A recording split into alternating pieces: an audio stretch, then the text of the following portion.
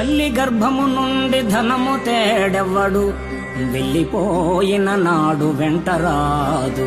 లక్షాధికారైన లవణ అన్నమెగాని, మెరుగు బంగారము మృంగబోడు.